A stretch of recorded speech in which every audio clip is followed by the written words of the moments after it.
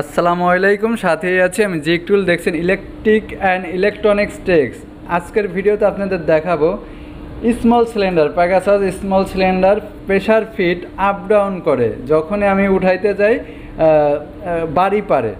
Pressure fit বাড়ি পারে, কী কারণে বাড়ি পারে আজকের ভিডিওতে দেখে দেবো। ভিডিও না টেনে সম্পূর্ণ দেখুন, তাহলে আপনারা নিজেরাই সমাধান করতে পারবেন। দেখতে পাচ্ছেন যখনই আমি প্রেশার ফিটটা উপরের দিকে উঠাইতে চাই তখনই খালি বাড়ি খায়। দেখতে পাচ্ছেন লাফালাফি করতেছে, কারণ এইভাবে করলে তো আপনি কাজ করতে পারবেন না। যখন নিডেল বা নিচের দিকে নামাবেন তখন দেখাইছে যে যখন আপনি ফিট উঁচা করতে যাবেন যদি এইভাবে কাঁপাকাঁপি করে তাহলে তো আপনি কাজ করতে পারবেন না। তো দেখুন আমি যে নিচের দিকে আসলাম, নিচের যে জগটা আছে দেখেন, এই জগটা আমি যখনই ফিটটা উপরে উঠাই দেখেন খালি জগটা লাফালাফি করতেছে। দেখেন আমি দেখাচ্ছি ভালো করে, দেখতে পাচ্ছেন এইভাবে যদি কাঁপাকাঁপি করে ফিট তাহলে তো আপনি কাজ করতে পারবেন না। যখনই একটা বডি দিবেন, বডি দিয়ে কাজ করবেন, নিডেল বার নিচে থাকবে, প্রেশার ফিট উপরে উঠাইতে যাবেন, তখন যদি এই রকম প্রবলেম দেখায় তাহলে কিন্তু আপনি কাজ করতে পারবেন না। এইটা কিভাবে সমাধান করবেন আমি ভালো করে দেখিয়ে দেব। ভিডিও না টেনে সম্পূর্ণ দেখবেন, তাহলে আপনারা নিজেরাই এর সমাধান করতে পারবেন। তো চলুন কথা না বলে শুরু করা যাক। দেখতেই পারতেছেন কীরকম, এইভাবে কাজ করতেই পারবেন না, ঠিক আছে। এটা হচ্ছে এইচভিপি আপনার 19 মডেলের, ঠিক আছে। তো এই যে সার্কিট বোর্ডটা দেখতেছেন, মেন বোর্ডটা, এই মেন বোর্ড থেকে প্রবলেম হয়, ঠিক আছে। এই মেন বোর্ড থেকে যদি আপনি ঠিক না করেন আপনার এটা কিন্তু সমাধান হবে না। যতই আপনি ফাংশন থেকে অফ অন করেন কোনো কাজই হবে না। মূলত এই মেন বোর্ডের থেকে আপনার প্রবলেম হচ্ছে। এই মেন বোর্ডের যে একটা আইসি থাকে, সেই আইসি যখন প্রবলেম হয় সেই কারণে কিন্তু এই সমস্যাটা দেখায়, ঠিক আছে। সেই আইসি কোনটা আমি আপনাদের দেখিয়ে দেব, ঠিক আছে। আমি সেই আইসিটা আপনাদের দেখিয়ে দেব ভালো করে, আপনারা মনোযোগ সহকারে দেখবেন ভিডিও, ঠিক আছে।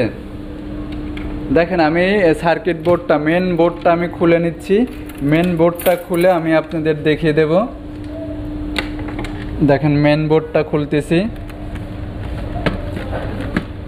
মেন বোর্ডটা খুলে নিলাম, ঠিক আছে। মেন বোর্ডটা খুলে নেওয়ার পরে আপনার এইখানে দেখেন আমি উল্টিয়ে নিচ্ছি। এই জায়গা আমি ভালো করে আপনাদের দেখিয়ে দিচ্ছি। এই যে দেখেন এইখানে পাওয়ার যে আইসিটা আছে, সেই পাওয়ার আইসি হচ্ছিল 5199.5, ঠিক আছে 5।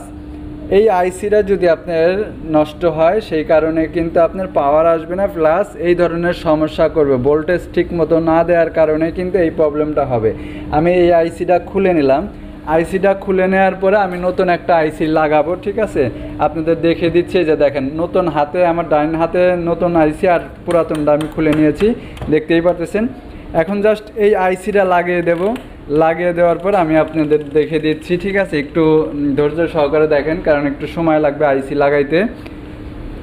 তাই দেখেন এই আইসিটা লাগিয়ে দিচ্ছি, লাগিয়ে ভালো করে ওয়াশ করে নিয়েছি, ঠিক আছে। থিনার দিয়ে ওয়াশ করে নিয়েছি।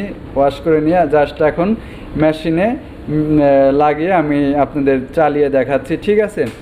আর এই ধরনের নতুন নতুন ভিডিও আপনারা যদি রেগুলার পেতে চান তাহলে আমার চ্যানেলটা সাবস্ক্রাইব করে রাখতে পারেন, ঠিক আছে। দেখেন এইখানে কিন্তু সুন্দর করে আমি জ্যাকগুলো লাগিয়ে দিয়েছি।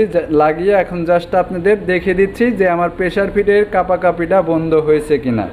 দেখেন আমি পাওয়ার সুইচ অন করছি। অন করার পর এখন আমি প্রেশার ফিট উপরের দিক দিচ্ছি। দেখেন প্রেশার ফিট আমার সুন্দরভাবে খেলতেছে। আগে কিন্তু এরকম খেলে নাই, এখন কিন্তু সুন্দরভাবে খেলতেছে। তা ভালো থাকবেন সবাই, সুস্থ থাকবেন। আজকের মতো এখানেই বিদায় নিচ্ছি। পরবর্তী ভিডিও দেখার জন্য আমন্ত্রণ রইল। আল্লাহ হাফেজ।